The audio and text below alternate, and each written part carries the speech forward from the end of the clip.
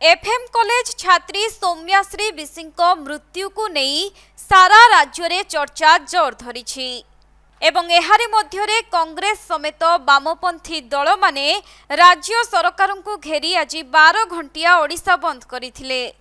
सही क्रम में कोरापुट जिले में मध्य एही बंद को समर्थन करा जायथिबा बेले ब्लॉक स्तर में समस्त सरकारी बेसरकारी कार्यालय स्कूल कॉलेज एवं दुकान बजार बंद रहिथिला। एपरिकी जानवाहन यातायात मध्य ठप होइथिबा देखिबाकु मिलिथिला। आज ठप हो जाइछि। मोहन सरकार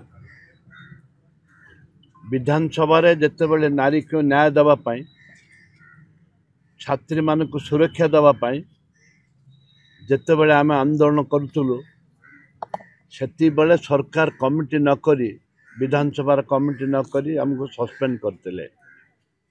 से समय रे जदि कमिटी करि थांते ताहले आज छात्री को न्याय मिल थांता।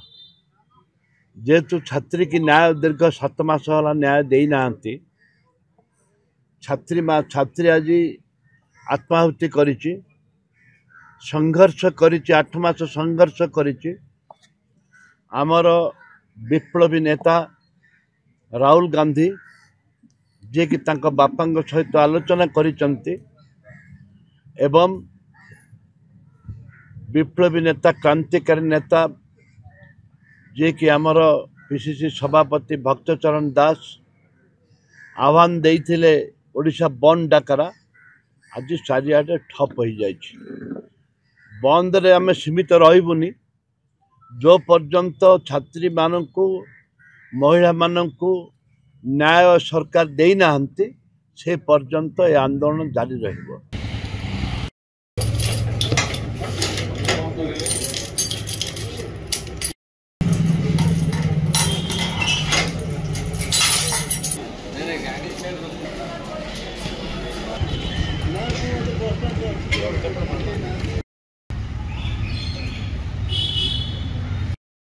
Koraput Manjulata Mahanti report Konark live.